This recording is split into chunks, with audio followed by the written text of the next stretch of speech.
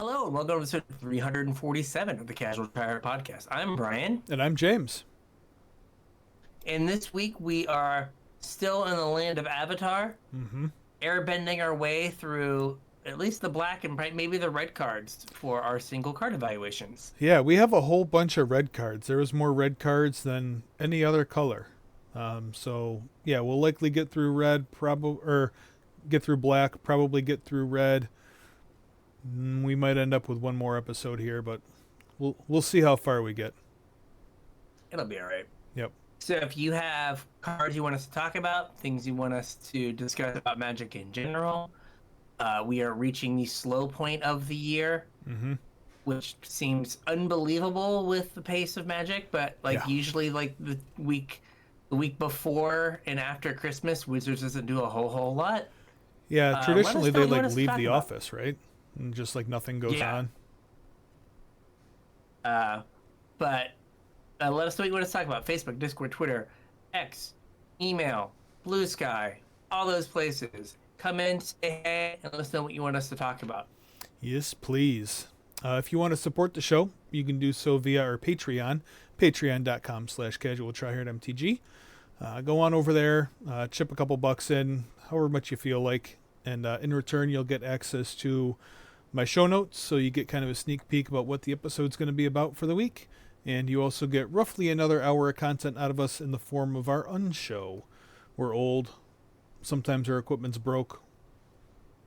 We always just need to catch up, so we spend roughly an hour before every episode doing just that, making sure our audio levels are okay, making sure our video is recording the way it's supposed to, and catching up.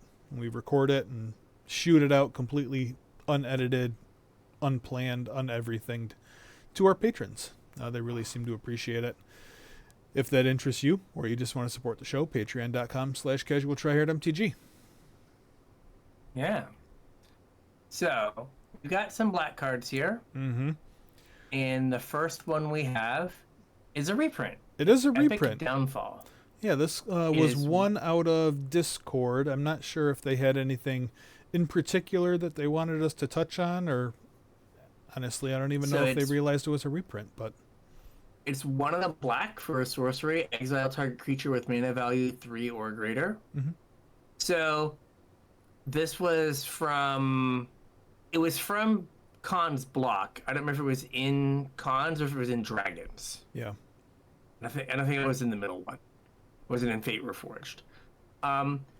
So this card kind of fills a very specific niche in the constructed metagame. It is kind of more of a sideboard card, right? Because it doesn't get 1 and 2 mana things, so it's not good as cheapish removal against aggressive decks. Right. But it's really good against it's okay against 3 mana spells because it's sorcery speed, but once you get to 4 and 5 mana creatures, you're pretty happy with it. Yeah. So it's kind of at a sideboard level. You're kind of trading a little bit of tempo for speed, right? Where you're only paying 2 mana to deal with a more expensive threat, so you're kind of gaining tempo there, but you have to sacrifice a portion of your turn to do that because it's at sorcery speed, not instant speed. And you're also kind of forfeiting information, which is traditionally what you're trying to save when you're making tempo plays. Tempo plays, a lot of times you want to play at the very last moment so you can get as much information about the board and your opponent and their plans as possible. Having to play this at sorcery speed kind of negates that part of a tempo play, but you are, coming out better on the resource trade for sure. Yeah. So, I mean, it's a solid card. But again, I think it kind of falls into that, it's hard to main deck it, because imagine you're playing against, mono red. Yeah. And they might only have 4 or 6 targets for it, and it's just dead in your hand as you're getting beat down by a big hired claw. Yeah. Or whatever. So like, but it's good against, hey, some mid-range deck where they're playing 4 and 5 mana spells pretty consistently. Mm-hmm. It's also kind of this from other cards. Think about, we went through this whole phase where they were putting like Aura Planeswalker on like everything. Yeah. And then in the last few years, they've like really not phased them all the way out, but really phased out like the number of Planeswalkers you have in a set. Yeah. Like Epic Downfall 5 years ago is probably unplayable because everyone's like sideboard plan is like bringing a bunch of Planeswalkers. Right. That you can't deal with this card. But now, since there's so few Planeswalkers, I think this card gets like a new lease on life where it wouldn't otherwise be able to be played. Sure. Sounds good to me. Next up, we have Judy, one of many. 1 and a black for a 2/2 human advisor. You can pay a black and tap it to surveil 1, and then create a token that's a copy of this creature, then sacrifice an artifact or creature, activate only as a sorcery. I put this one on the list for 2 reasons. Number 1, it's kind of weird that this isn't legendary since it has like a proper name. But like with the ability, I guess it makes sense. I don't know the lore behind Judy. I didn't watch Avatar, so I don't know that part, but that was just kind of weird. But this ability is kind of interesting because it's basically at face value. It's pay a black, tap it, surveil 1, get a sacrifice and or a death trigger. Because if nothing else, the token can sacrifice itself. Yeah. But you can also turn clues or bloods or some other random game object that you've accumulated into creatures, 2/2s, which is kind of cool. It's not because they don't have haste. Yeah. But it's similar to when you have 2 like reflections, like the backside of Fable the Mirror Breaker. Yeah. Right, where you like turn one of them into another one. Right, this is kind of similar. You're just slowly like making tokens. Yeah. But like these don't go away. Like if you have another piece of food, they don't go away. You just get a 2/2, get a 2/2. And I think like once you get the second one, like now you're just like you go from 2 to 4. Like now you've got like a whole army. Yeah. So there are so many things in this set. Like this set, they just like have stapled clue onto like anything that could possibly like have a clue stapled onto it. Yeah. Favorable wins, clue. Like there's so many cards in Modern Magic that are a body and a token. Right, like you said, blood. How many things randomly come with a blood? Yeah, a ton. Or clues, or food, or like any number of things. You get something that you can feed to your Judy. So your Valduran Epicure. Blood fountain. It becomes a 1/1 that came with like a 2/2 on layaway. Right. That also lets you surveil to set up whatever else you're doing. So I like this card. I think it's neat. Like I don't think it has like a standard home. Like maybe like in some Sephiroth sacrifice deck. Yeah. It's like a little slow for that. But like it's like again in my cube that like it's black-green game objects. Absolutely. Right, like this is a way to like turn one game object into another. I don't know if it didn't like make it into the initial like list, but I've also not played with it. Like I find that when I play limited with a card, and I'm like, oh, that was neat or that was interesting, or we have to do some interesting things, like then I'm more like, let's see, we're gonna put this in the queue because that was like a fun game that this led to. Yeah, but I thought this card was kind of cool. I don't think it's like it is super interesting. Like you said, I don't think it's rawly powerful. Like you're not gonna build a Judy deck, but the thing that it does is very interesting for like the kind of decks that you'd play it in, like an Aristocracy deck or a Game Objects deck. I think it's pretty cool. Something a little bit different. And like I said, at face value, it triggers a sacrifice and enters the battlefield, a sacrifice and a death every time you activate it. Mm-hmm.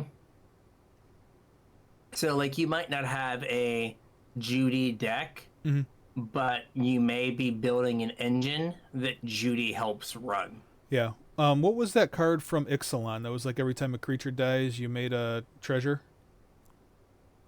Oh, it is in my Pitiless cube, Plunderer? so I should probably... Pitiless Plunderer, yeah. Yeah, like that's sweet with this card, right? Yeah, you like make food for it, or you like make the treasure for it. Yeah. Yeah. Pitiless Plunderer. See, there's a bunch of things that this can do. But I think like it's probably good in a deck where you're building an engine and this helps that engine along. Yep. Because it's not like something that like is just, ooh, this is super powerful on its own. Right. It needs to be surrounded by friends. Yep. Next up, we have Ko the Face Stealer. 4 black for a legendary creature, Shapeshifter Spirit. I hope it shifts it's shapes, because 6/6. that's a scary one. Yeah, we don't like that one. Yeah, no. Ko enters exile up to one other target creature. I just noticed this is not from the graveyard. You just get to like banish or priest something. Yep. When it comes in. And then whenever another non-token creature dies, you may exile it. Okay.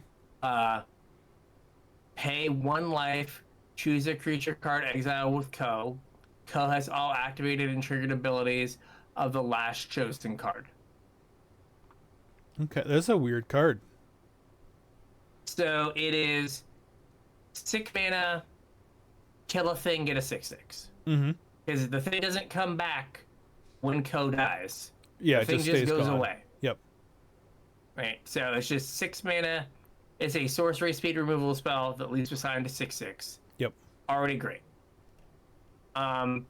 So I put this on here because you get a bunch of like nonsense combos from bouncing between 2 things. Oh, Right, yeah, okay.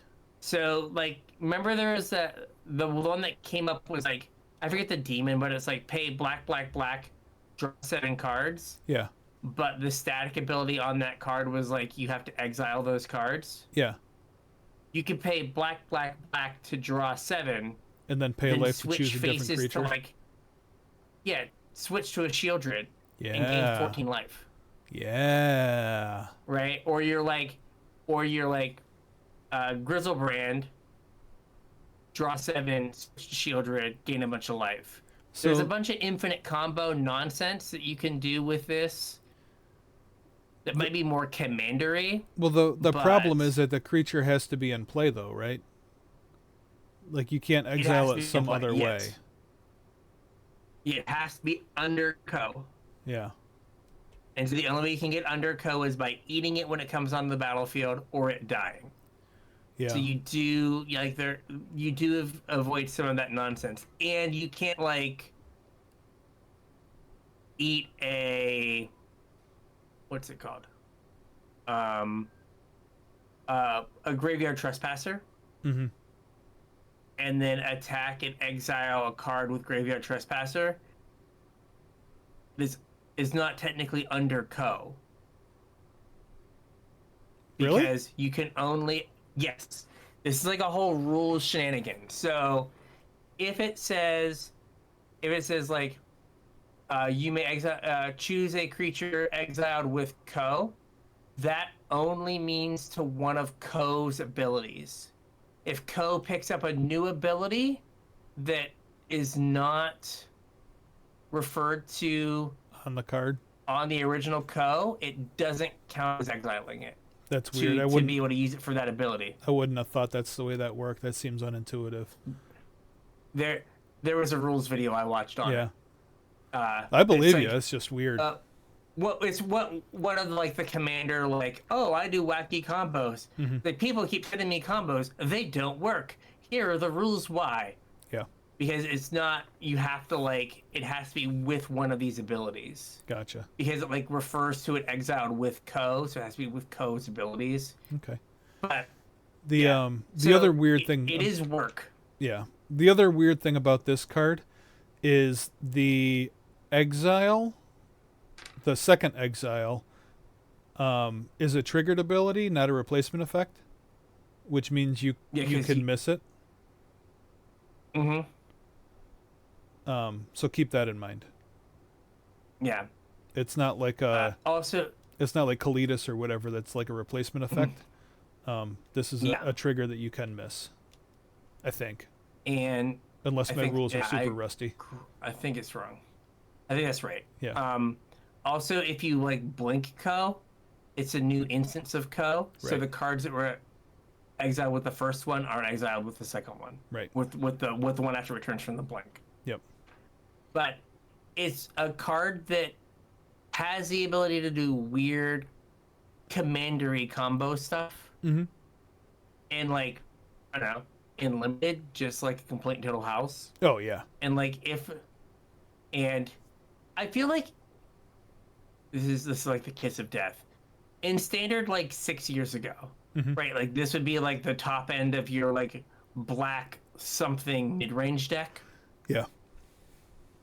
But now I don't think that it's like everything's had like a mana cut off of it. Right. So I just don't think this gets to compete anymore. I mean, the flip side of that though is this does pay you off when you cast it. It does. 100%. Like you get like it comes in and it's like the biggest chupacabra. Yes. The scariest chupacabra. That then has upside to maybe do something else. Yeah. And like can turn off death triggers. Like it does a lot. Mm-hmm. But like it just seems like it's maybe just like 1 mana too much. Yeah, it's probably 1 mana too much for like competitive play. And also the shenanigans I think are too much work to set up. Yeah, I don't think they're like 60 card shenanigans. They're probably 100 card shenanigans. Probably. All right. Anything else for Ko? No, I think I'm good. All right. Next up, we have my Scornful Striker. 1 and a black for a 2/2 legendary human noble ally. It has first strike, and whenever a player casts a non-creature spell, they lose 2 life. Super cool. It's not really hate bearsy, but didn't we have, was it Comball that did this? Mm-hmm. From Kaladesh? From 1 white black. Yeah. I think they lost 2, you gained 2? Yeah, it might have been a drain. Yeah, because it was black white. Yep. I spelled it right. That's good. Whenever an opponent casts a non-creature spell, that player loses 2 life and you gain 2 life. Right, so it wasn't symmetrical either, this is. Yeah. So, there was, like, in Pioneer, people trying to, for a while, like, make, like, Orzhov humans kind of work. Mm-hmm. And this is definitively not Thalia. Right? Because Thalia just makes it so you can't cast your spell. This just, like, hurts you for doing it. But like I was thinking, like, is there a deck? I think the problem is it's just not like human 1-drops. But like you have Thalia, you have this. You could have Thalia's Lieutenant. Yep. Then you would have like Elite Spellbinder, maybe 3 mana Thalia, Anointed Peacekeeper. You have all these taxi humans. Yeah. Kitesail Freebooter. You have all these taxi disruptive humans at 2 and 3 mana, and then Thalia's Lieutenant as like make it so they kill you. Yeah. Right? It feels like there could be like a Pioneer level deck where you are just like keeping your opponent a little off balance. Mm-hmm. And decks where like maybe the dorky human taxi plan like struggles, this could help get those few extra points in. Yeah. Where you're playing against a control deck that needs to cast a cantrip or two to get set up. Well, that's 4 damage. Right. Or right, like between Thalia and this, like I think it's pretty hard for a deck like Lotus Field to win. Yeah, definitely. Right, you have two pieces that are slowing them down a little bit to like let your bigger slow down pieces get out on the board. Yeah. So it just seems like there could be something there. I think the issue is like it's not very good, but the 2/1 that like taxes something is like an angel for reasons. Yeah. Like if it were a human, then you'd have your human synergies for your Thalia's Lieutenant. You don't have that, and there's not like another good like human 1-drop. Yeah. Right, like it feels like, oh gosh, whatever it is, the OG, the 1 mana 1/1 that gets a counter. Champion of the Parish. Yeah, Champion of the Parish. Like that card feels like it's Pioneer power level now in 2025. Yeah, definitely. Right? Like maybe then you have some, but they're just not the 1-drops to support it. But this is like, if you are playing against a spell heavy deck, if your like sideboard is like this in Cabal, yep.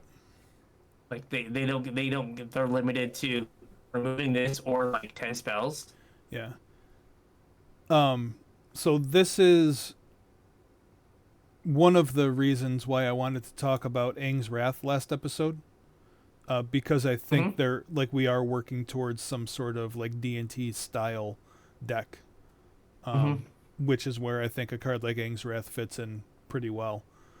The other thing that you kind of skirted around, but I don't think super drove the point home on, is a card like this is also kind of like Eidolon of the Great Revel, where you can like soft lock your opponent, where as long as you're applying pressure while you're making it difficult for them to enact their game plan, like they may not be able to afford to kill this when they have 6 life left because you just kill them.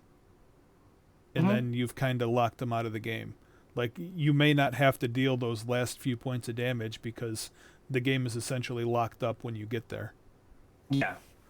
I guess like you don't necessarily have to be like humans. Yeah. Because like you could angel the whatever that angel is, the 2/1 that like taxes a thing. But then you also have the Aven Interrupter. Yep.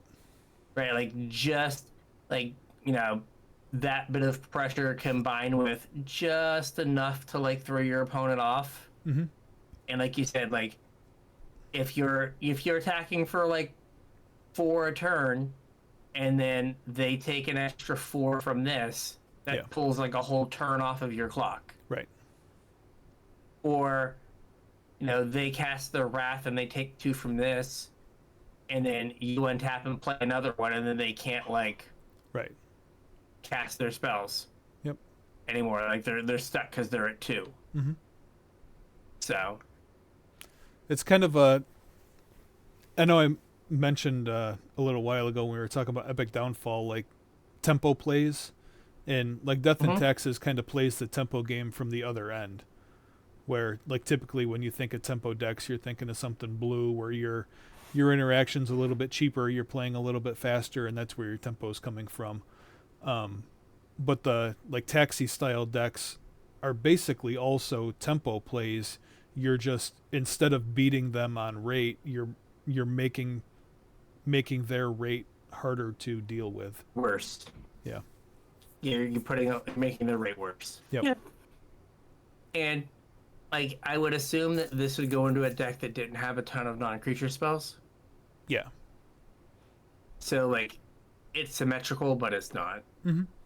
Yeah, and that's kind of the point behind like a taxi style deck, is like your spells are creatures. They do the work for you. Oh, this is a fun one. I added this one. I don't think it's a great card, but it'll be fun.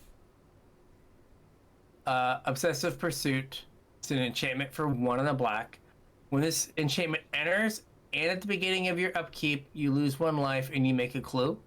So basically, clue or blossom, or bitter clue. Yep.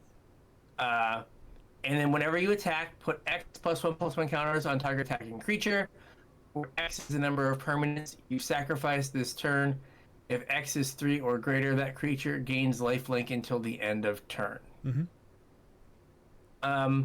So like they give you the first clue up front, so it replaces itself. Yep. And they do, if you sacrifice 3 things, they give you a way to get the life back that you lost. Sacking a bunch of generating clues. Yep. Yeah, just another way to make game objects. Could play kind of well with Judy. Yeah. I had a turn where I like sacked. I think I sacked 2 clues and then went to combat and attacked with. Attacked with Azula. Made the clue, like stack the trigger so I could make the clue and then sack it. Yeah. Got to free sacrifice things. Yeah. And then was like, yay, I get the thing. I did it. Yep, it's a fun card. Again, I don't think it's like the most powerful thing to do in this format or in any deck really, but it's a I don't know. It sounded like fun when I read through it the first time. Like you said, it kind of brings up Bitter Blossom or Phyrexian Arena, kind of, sort of. Yeah, it is kind of a Phyrexian Arena. You have to pay like extra mana to get the cards, but also you get a game object that might matter. Right. So if you care about sacrificing, or if you can sacrifice a bunch of them and get that extra bonus, that's even better. Next up, we have Ozai's Cruelty. 2 and a black for a lesson. It's a sorcery. Ozai's Cruelty deals 2 damage to target player. That player discards 2 cards. So it's mind drop, but is a lesson and hits him for 2. Oh gosh, what was the red black card? Like the classic. Blightning? Is it Blightning? Yeah, I think so. Yeah, Lightning. So kind of Lightning. I think Blightning was like 4 though. Yeah, it was 4 or 5, I think. Like this feels like it's a kind of like, oh gosh, Go Blank. Like Go Blank was like Mind Rot plus Graveyard Hate. Yeah. Like this Mind Rot plus Deal 2 is like probably there for like as like a standard sideboard card. Of like, you're playing the control deck and you're just like, all right, like I'm gonna like get 2 cards and oh yeah, by the way, I'll deal 2. Yeah. But I feel like that deal 2, much like our what was it, Mai or whatever, or May, you want to be like aggressive to make that 2 damage matter. Yeah. Because if you're not an aggressive deck, that 2 damage doesn't mean anything, and then you're just playing Mind Rot. Yeah, I mean, the other difference between this and Mind Rat is that this is a lesson. And honestly, I think that matters more than the 2 damage does. I don't know that it currently matters more, but once we get back to Strixhaven, it might. Yeah. Hopefully we get some learn cards, because it just would feel kind of awkward. Yeah. That we have a bunch of lesson cards and then no learn, and that was like kind of the original like gimmick that we had. Yeah. Like, give me what I expect. Yep. All right. Next up, we have the Raven Eagle. 2 and a black for a bird assassin. It's a 2/3 with flying. When this creature enters or attacks, exile up to 1 target card from a graveyard. If it's a creature card, if a creature card was exiled this way, create a clue token. Whenever you draw your second card each turn, each opponent loses 1 life and you gain 1 life.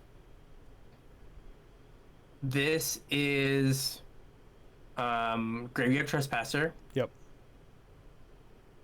Kinda without the ward, but you kind of get the card that you would get for them discarding for the ward from the fact that you get a clue. Yeah. So you don't get like the life right away, but you do get like the ability to get a life and a card out of it.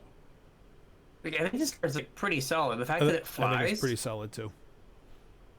Like Graveyard Trespasser had a long and illustrious career before it was power crept out of like Pioneer. Yeah. And it still shows up sometimes and is annoying. Yes. I think this has the ability to like see play in Standard. Oh, for sure.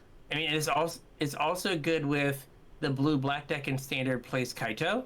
Yep. Right? Like, this is a thing that's hard to block for putting your Kaito out. Like, it's 3 mana, so it kind of sucks you have to replay it, but then you get to re-trigger it and get another clue. Yep. Absolutely. So, like, I think this card has a lot going for it. Yeah, this card's sweet. I like basically everything this card does. I like the incidental drain. I like the evasion. I mean, 3 mana's kind of tough for a body of this size, but if you have a deck where you can afford to play like the mid-range game, this will grind in a mid-range deck. Yeah. I mean, I think the issue is if it was a 3-2, I think it's simultaneously a little too aggressive. Yeah. And also a little too fragile, right? Because then it dies to a bunch of the 1 mana shock variants. Yeah, well, what if it was a 2 mana 2/2? Then I think the card is like nuts, right? Like I think the card's real good. Yeah, that's probably too good. But it's somewhere around there. Like even if it was like a 2/1, I think it's too good. But like I think at 2 mana, it's like the power of like Fairy Mastermind. Yeah. Which that card like is a cube card. Like unironically, so I think they did the best they could. But yeah, 3 mana is a little. It's so hard because modern cards are so pushed. Yeah. It just makes it so you can't like do a whole lot. Yep. All right, we got one more black card here. This is Sold Out. 3 and a black for an instant. Exile target creature. If it was dealt damage this turn, make a clue. Do you know why this card is here? I do not know why this card is here. Because Anthony went 2-1 in his pre-release. Yeah. And got to cast a bunch of Sold Outs and was like, I want you guys to talk about Sold Out. Oh, okay. So one, he got done dirty. I'll say it for him. He described 2 rules interactions that a person scumbagged him on. And so he was grumpy. But I think Sold Out is them trying to fix the if a creature has been dealt damage, you get a bonus. Yeah. Or like you can like cast this thing and then kill it. Right? Like you don't like this is like the spell always works the way you want it to. But if for some reason the thing was dealt damage, you get a bonus. You get a bonus. Like it's not constructed good. No, it's a fine limited card, and I agree with you. The like 3 mana 2/1 that will kill a creature if it's like had damage already. Like that card typically isn't good enough even in limited, but I think this card is. Like a 4 mana removal spell is fine in your limited deck, and you know if you happen to throw something under the bus to chump block, you get a clue for your trouble. Like that's fine. Yeah, I think is like I turned a like 1/1 that I didn't care about anyway into a card. Yeah, it's like how to think about it. Because like you're always going to like lose the thing that like dealt it damage. Right. I guess like you know if you have a 1/3 and they attack with a 2/2. Like, you don't want to spend your 4 mana removal spell on a 2/2. Right. But, like, technically you wouldn't lose your card. But for the most part, it's like, yeah, I lost by 1/1. Or, like, my pretending poxbearers. Mm-hmm. It blocked. I got a 1/1 back, and then I get to turn my 2/1 into a card on layaway. Yeah. Or if you had like Or a a thing to waterbend with. I don't remember what it's called, but whatever the burglar rat is in this set. Like you got a card when you played it, and then you're going to get a card on the back end after you chump with it. That seems pretty good. Yeah, corrupted court official. Yeah, that's the one. The burglar rat, but from New Capenna. Yeah. We don't have rats in New Capenna. Kill all the rats. That's right. Okay. We got a different kind of rat. Exactly. All right, next up we have red. Red, and there's lots of cool cards in red. Yeah, first up we have Firebending Student. 1 on the red for a human monk. It's a 1/2. It has prowess, and it has Firebending X, where X is this creature's power. This sounds oddly familiar. Yeah. This is like VV at home. Yep. I think the card has a chance to be pretty good. I mean, we have seen a 1-mana 1/2 prowess be good enough to get played in Legacy. Yep. Now, granted, 2 mana is twice as much as 1 mana. It is. But the fact that on your turn 3 you could like cast a couple cheap spells before combat and then get 3 mana to use on instance during combat seems pretty good. This also, it doesn't, well, like VV, oh, I guess VV cared about power also, but like this cares about power, not like strictly the number of prowess triggers. So if you have other things that pump its power, like that helps the firebending as well. I mean, you could use the, what was the Wild Ride was the like VV card. Yeah. It was like +3/+0 and haste. Yeah. So like you could play this, play that on turn 4, attack, get in with like a 5/3 that makes 5 mana.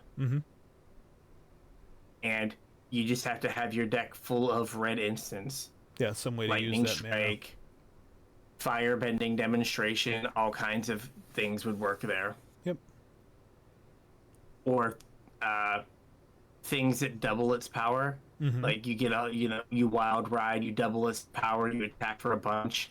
Yep. Then you is it brute not brute force. There's a card currently that's like double something's power, and then it flashes back for like an ungodly number. Oh, I don't know if it's yeah. an instant or not. I don't remember the card. Yeah. I definitely think this card has But- legs, though. It has potential to be powerful. Or just like the kind of card that you like kind of get cheesed out, where you like think everything's good, and then all of a sudden you're like, oh, They make things 6 were mana not during good. combat on turn 3. yeah, oh, bulk up. 1 on the red, double target creature's power until end of turn, flashback for red as an instant. So like you could like Double it, play double it. this and then turn 3 go like Wild Ride makes it 5, Yep. bulk up makes it 12, attack, flashback, bulk up, Yep. and you need like some way to give like trample or something, but like you're in red, that seems like doable. Yep. So yeah, like shenanigans can happen. Yep. Next card is Firebending Lesson. Single red Yes. mana, instant lesson, has kicker 4. Firebending Lesson deals 2 damage to target creature. If this spell was kicked, it deals 5 damage instead. So only hits creatures, is a lesson. It's an instant. I don't know if the 5 mana for 5 damage is like where you want to be, but I guess it's alright to have the flexibility, right? Yeah, I mean it's burst lightning that can't go face. Yeah. But like burst lightning only goes up to 4. Yeah. It's like having like the 5th can help you get some slightly bigger things. But like a 2 mana removal spell that also like triggers your lesson stuff, and this is here specifically for the next card. Yeah. Like they kind of go together. Okay. Well, we'll get there in 1 second. The thing that I just wanted to, like, the last thing about this card, I guess, I don't think there's a ton to say until we move on to the next card, but this is a good sink for firebending mana also, because you get firebending mana on attack, which means you can use this to clear out a blocker. Yep. So going into the next card, if I click the right button, is Fire Nation Cadets. This is a single red mana for a 1/2 human soldier. It has firebending 2 as long as there's a lesson in your graveyard. And you can pay 2 mana to give it +1/+0 till end of turn. So this on turn 1, firebending lesson to clear the path. Yep. Attack and you get 2 firebending mana on turn 2. Mm-hmm. So this is attacking as a 2/2. Like it's basically if you have firebending lesson or some other lesson. Yep. It is attacking as a 2/2. Yep. Not counting other things you might do with that firebending mana in combat. Right. So firebending lesson is like the cheapest lesson to turn this into like kind of a scary threat. Mm-hmm. So that's why I was like, well, firebending lesson is just like good. And I saw a bunch of people talking about like this card might be really good with the number of cheap lessons that are around. Yep. No, I think this card's sweet, and I think that Firebending Student was sweet as well. I think there may be a resurgence of mono red at some point in the not too distant future. Yeah. It certainly feels that way. Anything else on these guys, or? Nope. All right. What And do we got? I put all 3 of these cards kind of together. Yep. For kind of the same reason. So Iroh's Demonstration, 1 on the red sorcery lesson, choose 1. Iroh's Demonstration deals 1 damage to each creature your opponents control, and Iroh's Demonstration deals 4 damage to target creature. So it's like a perfectly serviceable like lava coil kind of effect. The 2 mana deal 4. It has like the out of like bad end the festivities or bad pyroclasm. Yep. But again, it's a cheap lesson that you use your Fire Nation cadets, then you clear out their like 2 mana blocker. Yep. And now you've turned on the firebending for your cadets. And then you get to like apply pressure. Ideally, you're like, cadet into firebending demonstration into another cadet, and then on turn 3 you're like kill your like 3/3 with this, attack, get a bunch of mana, do something, or just do the pumping. Yeah, I know. You're attacking for a bunch of damage on the cheap. Yeah, it seems kind of like a recurring theme in this episode. I didn't really mean for it to be, but I'm gonna say it again. Tempo.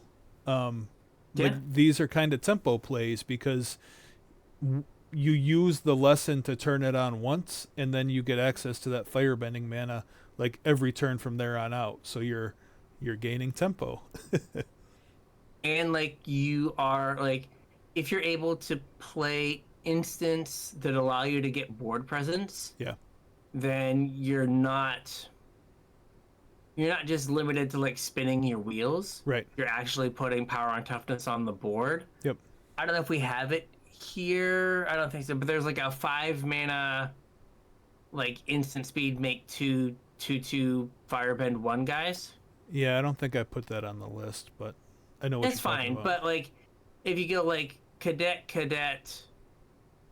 kill a thing, or cadet, and then on your turn 3 you're like Iroh's Demonstration, attack with both cadets, and then you play 2 2/2s with firebending on turn 3, you've got a ton of power. Yep. You have all this extra mana that you can like use somehow on your turn 4. Yep. So like it just seems like you can get really far ahead, and like you're almost ramping in red. Yeah. I think you have to like do some work to make sure that you have like effectively like flash or like instant speed ways to make bodies. Yeah. But you can totally make a bunch of bodies this way. Yeah, the only thing I'm a little nervous about is running out of gas, but I'd have to see the deck come together before I could address that issue, so. Do we? We don't have. We had one instant speed like Exile 2. You can play them this turn, Yeah. but I think that's from an older set. It Yeah, was I like think so, it was green and red. Yeah. But yeah, there could be like some instant speed like Exile 2 thing or whatever. All right. Next one is the last Agni Kai, I think. One in a yeah, red I for think an so. instant. Target creature you control fights target creature an opponent controls. If the creature an opponent controls is dealt excess damage this way, add that much red mana. Until end of turn, you don't lose unspent red mana as steps and phases end. Ooh, which part of this card is more interesting? The first part or the second part? I think the second part. Yeah, me too. So like there's a way to use all of your like red mana that is stuck in your main phase, stuck in your attack step. Yep.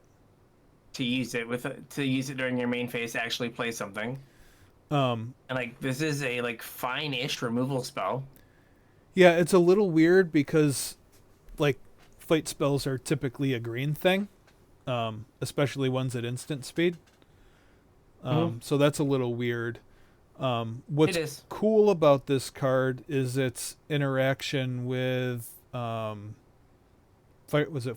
Student, the one that adds mana based on its power. Because if you can pump its power up, and then you can use this to save that mana and hopefully some more mana from the first part of this, and then you can play something real big. Yeah. So there might be some sort of like weird, almost like it's probably Magical Christmas Land, but like some weird like red aggressive deck also like playing like 4 and 5 drops that you normally wouldn't play. Yeah, because you're able to like hold that mana. I think that is a little Magical Christmas Land. And like maybe you could play one or two. Like I don't think you want to be a big red deck though. Never go full big red. That's right. That's what they teach you. It never works out. Yep. Anything else on the last Agni Kai? No. All right. I think like if you are firebending and you have like a ton of red mana, maybe this can help you use it better. But it is just like a reasonable like removal spell. Also, like, could you what was Screaming Nemesis? They're like Screaming Nemesis. Fight this with my Screaming Nemesis. Kill your thing. Kill your 2/2. Hit you for 2 or kill another creature. Yeah. Attack. Yep. Like, what do you... Oh, cool. Thank you. I guess I will concede now. Yeah. I guess the other thing, I don't know why I'm even bothering to point this out because it's such a corner case, but the first part of this cares about excess damage, and it's a fight spell, so if your thing has Death Touch, like you just get a whole bunch of red mana. Fair. All the red mana, yeah. I don't know if that'll ever come into play or not, but probably worth pointing out. That will probably happen in a limited game, and I'll be very angry if my opponent like kills me with like has the stupid 6/6 Death Toucher. Yeah. And then gets 5 red mana and then casts, some big thing, and I'll just be like, oh my god. Yep. Got him. Got me, yeah. Yep. All right, next up, Price of Freedom. It is 1 in the red for a sorcery lesson. Destroy target artifact or land an opponent controls. Its controller may search their library for a basic land, put it on the battlefield, tapped, and shuffle, and then you draw a card.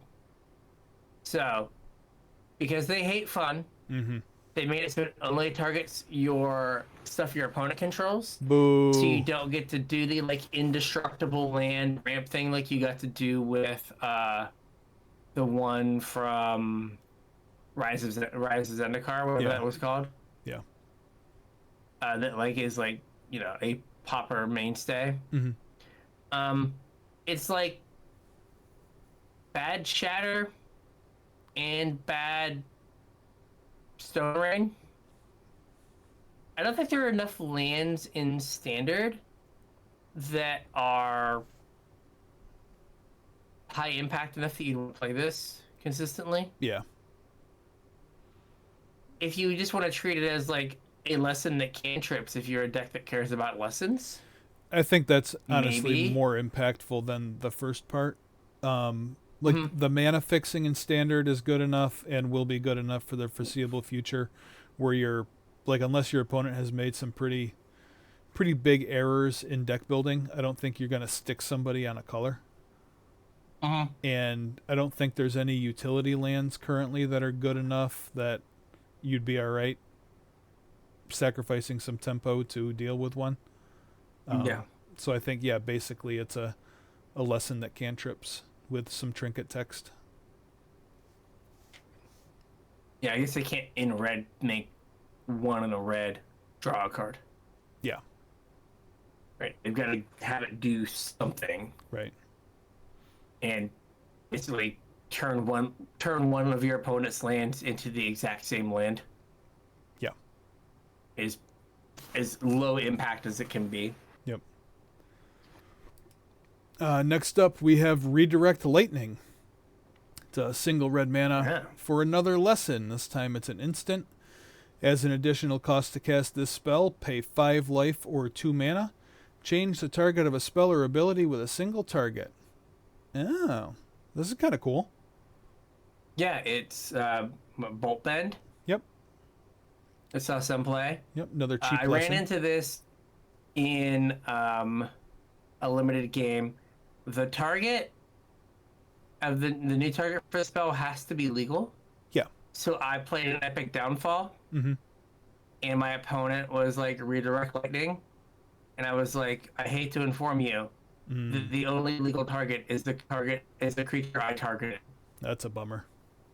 And he went, oh. So I shouldn't do that. I was like, no, just put it back in your hand. Yeah. It's fine.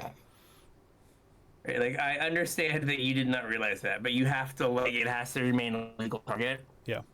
And, like, what's interesting is you don't gain control of the spell. It's true. You just change its target. So if the spell says, like, if our last card, blow up a land, draw a card, Yep. the person who cast the spell would still draw the card. Right. You would just control what it blew up. Yep. Yeah, so you don't, like, so that's a little awkward. And it would still be targeting one of your lands. Yes, because it's still an opponent. So yeah, you're just like, don't blow up my plains, blow up my island. Yep. Blow up this plains instead. Exactly. Yep. I don't know why in my scenario they had a plains and an island and they were casting a red spell. But, you know. Hey, whatever. Whatever. Living that Jeskai life. I mean, I think that this against a like black mid-range deck, like I could 100% see this card like coming in out of the sideboard if your opponent's playing like 6, 7, 8 targeted removal spells, right? And you just get to turn their target, their go for the throat on their own creature. Yep. So I have a scenario for you as well. Okay. If you're playing against a black opponent in some sort of mid-rangey black deck, and I don't know why you're playing red and don't have a turn 1 play, but you play a mountain and pass the turn, and your opponent plays a swamp and casts Thoughtseize. Do you redirect Lightning to them, and then they have to discard a card out of their own hand, and they lose 2 life and you lose 5 life?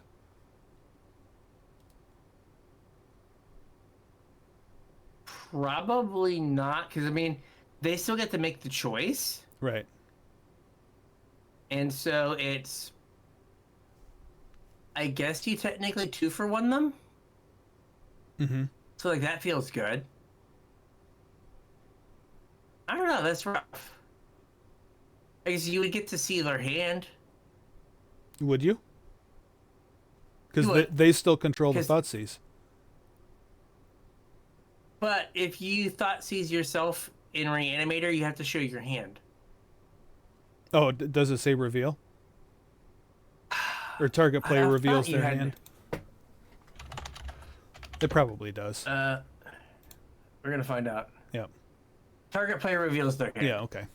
According to Scruffle. Yes. So yeah, you get to see their hand. you get to see their hand, and you would get to 2-for-1 them. I don't know. That's tough. Yeah, you get their worst card, but they've also played their Thoughtseize and played a land, so like they're down 2 cards in their hand already. Yeah. So like, they go down to like, the turn ends with them at like 5 cards because presumably they drew a card on Right. because they're on the draw. That's really hard. Like, I don't know. Yeah. I feel like for the memes you have to do it, but I don't know if it's the right play. Well, coming from somebody that has shuffled up Jund more than once, I have absolutely kept hands that I think were right to keep that weren't great, but had like Thoughtseize or Inquisition interaction for the first 2 turns. Mm-hmm. So if somebody had done this to me in one of those occasions, like that would have been pretty rough. Yeah. Because like the best cards in my hand were the hand disruption. Yeah, so they get to eat one of your. I don't know. That's interesting. Yep. And it's non-land, Like so that- they can't pitch a land to it. It has to be a card. Yeah, I mean, you're probably taking a threat, Yeah. right? Unless they decide that they don't value their their second, or if they have 2 disruption spells, like you're getting probably a threat, just because they probably want to keep their interaction up because they're afraid now you're going to play something on 2. Yeah. So like now they have to keep their removal spell. Yeah. That is a really interesting situation. Yeah. Now I need to like do this to someone on Arena. Absolutely. Thoughtseize, redirect lightning. Redirect got lightning. him. And then follow it up with your firebending student. Or not your Yeah, firebending there student. you go. Fire Nation cadets. Because now you got a lesson in your graveyard. Get in there, boys. That's right. All right. Next up, we have Sozin's Comet. 3 red for a sorcery. Each creature you control gains firebending 5 until end of the turn. It has foretell for 2 and a red. Mm-hmm. My opponent played this card against me. He's like, I'm going to foretell this. And I just kept saying out loud, what card in this set has foretell? What is the foretell card? What is this? I have no idea what card has foretell. What am I? I was like, is it on the bonus sheet? Totally right, this card existed. See? That's what we get for pushing after- our set review so late.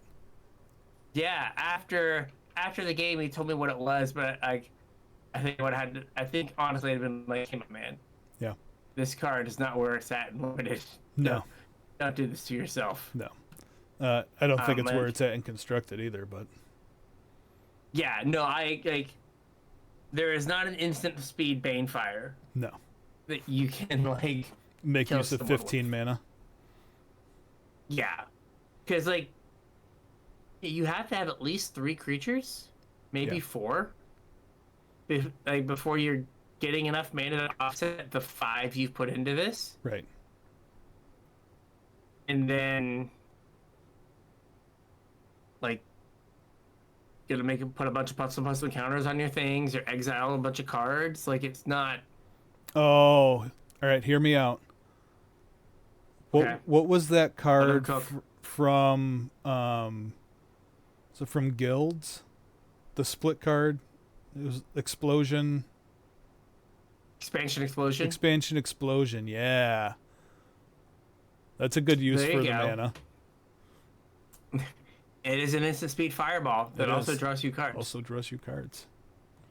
foretell this thing out, cracking with some nerds. Bam, got him. Yeah.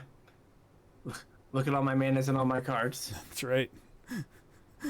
And then you got to discard them all. Yeah. So, I don't know. This feels like a flavor card. Yeah. Perhaps a commander card. But, like, it seems like it's on its way to, like, 10-cent mythic kind of deal. Yeah, I would not. Where, like, it just doesn't have a home. Yeah, I would not expect this card to do anything. Watch me be wrong, and this is the chase for the set in a couple weeks, but I think it is currently $13 on TCG Player. Well, all right. But on Forge and Fire Gaming, it's $2.89. Yeah, I don't think the juice is worth the squeeze here. This is a stamped one, I guess, but yeah. Okay, the regular one is $5. I feel like it's got to be going down. Yeah, that can't be okay. Like, I just don't see where this card gets played at all. Yep. All right, moving on. We have Ty Lee, Artful Acrobat. 2 and a red for a 3/2 legendary human performer with prowess. Whenever Ty Lee attacks, you may pay 1. When you do, target creature can't block this turn. I think I put this card on the list. I didn't have anything super impactful to say about it, other than, oh shoot, I'm blanking on the card now. What was the one from Amonkhet? On-Cop Crasher? Yeah, Crasher. Was kind of a similar card. The Exert was target thing can't block. Yeah. Right? Or target thing can't block. Yeah, I don't know which one of these is better, having to pay 1 or having to exert. I mean, it's also kind of like Goblin Heel Cutter. Yeah. It had dash. Yeah. But like 3/2 prowess is a think decent body. Mm-hmm. So this is the Anthony Trauma episode. Oh, he put this on the list? He may have. Okay. Because I got like a text that was like, how does Ty Lee work?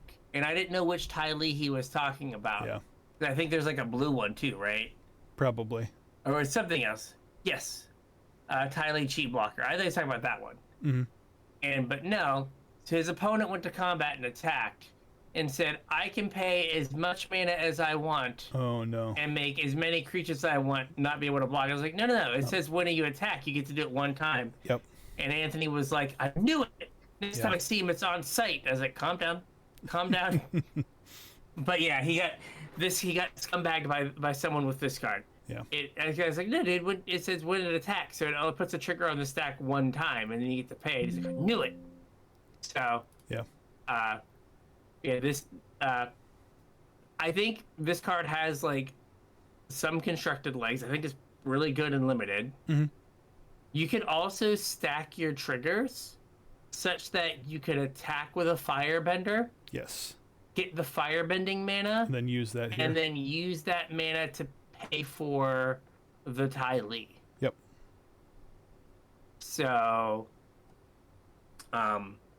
keep that in mind as well. You don't have to have all that. You don't have to use your lands. You can use your firebending. You just have to say, like, I'm going to stack it, like, firebending resolves first so I get the mana. Yep. Honestly, I would rather use my firebending mana here. Yes, absolutely. Yep. 2 more cards. What's this one? Twin Blades. It's an artifact equipment. It has flash. When this equipment enters, attach it to target creature you control. That creature gains double strike until end of turn. Equipped creature gets +1/+1, and it has equipped 2. So it's like a little mini Embercleave? Yes, this is Embercleave at home. Yep. This is homeless Embercleave.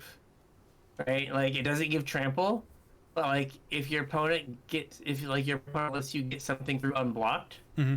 giving your creature double strike is a big deal, or it can help you win a combat. Yep. And because it has flash, great thing to use your firebending mana on. Mm-hmm. Surprise. Right. Yeah, if there is like a firebending deck, let's say like in standard, you could see a situation where you attack, you get, 6, 7 firebending mana, let's say. You flash this in on a thing, equip it, give it double strike, and then use the remainder of your firebending mana to pump that thing. Oh, yeah. So, like, your Fire Nation Cadets, like, you get 7. You flash this in, now it's a 2/2, then you pump it 2 times. Yeah. And it's dealing 8 damage. Like, that could be kind of a legitimate way to, like, steal some games there. Sure. The double target creature's power is probably better because Mm-hmm. it's a little bit cheaper. It effectively does the same thing. Yep. But, right, this is another way to, like, get a bunch of damage in and use that firebending mana that's going to spoil. Mm-hmm. All right, we got one more card. This is Zhao, I think, the Moonslayer. Mm-hmm. 1 and a red for a 2/2 legendary human soldier. It has Manache. Non-basic lands enter tapped. You can pay 7 mana to put a Conqueror counter on Zhao. And as long as Zhao has a Conqueror counter on him, non-basic lands are mountains. No, it's Magus of the Moon at home. Yeah. I was thinking of the Chris Farley, Land of Land down by the river. Yeah. This is if Magus of the Moon was living and down by the river. This is Definitely. the equivalent. Yeah. I mean, it is a 2/2 menace for 2. Mm-hmm. Just fine, like, aggressive creature. Right? Punishes greedy mana And- bases. Mm-hmm. And you may, like, never put the counter on it, Mm-hmm. but when you do, it probably wins you the game. Yeah. I mean, if you're in a position to put, well, I guess the other thing about that ability though is, it's a place to put firebending mana. Yeah, like, you might be able to do it, like, as early as turn, like, I think turn 3 is, like, not realistic. Yeah, you're but pushing it. turn 4, Probably. I think turn 4 you could, like, play it and, like, play the Fire Nation Cadets, play this on 2, kill something, play another Cadets, Mm-hmm. and then turn 4 you attack, you get 4 mana from the Cadets. Yep. And then you have 3 lands and you just tap this. You put the counters on it. Mm-hmm. I mean, against, like, a deck like Lotus Field and Pioneer, you're just, like, straight up racing to, like, turn their Lotus Field into nothing. Right. But it might slow them down enough where, because a lot of times that deck, like, turn 2 is set up. So if you play this on turn 2, and then their turn 2, their land comes into play tap, so they can't, like, Glimmer of Genius or something to find their next thing. Yeah. Like, that could just be enough to keep them off balance. Mm-hmm. So, maybe. But yeah, it doesn't seem quite good enough. It's kind of cool that he's got the Blood Moon behind him there. Yes. Artwork is fitting. Yes, they knew what they were trying to do. Yep. But they just can't print those kind of cards into standard anymore. Yep. Or modern. So, yeah, but I think that going forward, particularly in red, any kind of, like, large instant that you'd normally be like, that probably doesn't count. Yeah, I got to take a Like, second it's just look not at going to it. be playable. Yeah, just because I think the Fire Nation Cadets make 2 mana. Yeah. Because the cards that you're going to play with that to make the 2 mana are, like, not embarrassing. Right. Like, 1 mana deal 2, 2 mana deal 4, and then you just get a 2 mana boost. So, this is a 5 mana, like, instant speed, blah, blah, blah. It's probably not very good. Like, well, no, like, getting it on turn 3 is probably all right. Yeah. Like, is that going to be enough to kind of move the needle? So, all right. So with that, I think we got a show. We got a show. We made it through red. Went a little long. Made it That's through all right. it, the long one. That's fine. Yep. So we have green multicolored and colorless left. Yep, one So if colorless you have card I anything, wanted to talk about. yeah, if you have anything kind of in that you want us to talk about, let us know. Mm-hmm. Facebook, Discord, Twitter, X, email, Blue Sky, all that stuff. Come in and say, hey, give us some suggestions. Yep, all the links down below in the doobly-doo. If you want to support the show, you can do so via our Patreon, patreon.com/CasualTryHardMTG. Chip a couple bucks in, get access to my show notes, get access to the unshow, and help us out. We'd appreciate it. Yeah. So with that, we'll catch you on the internets. We'll catch you on the internets.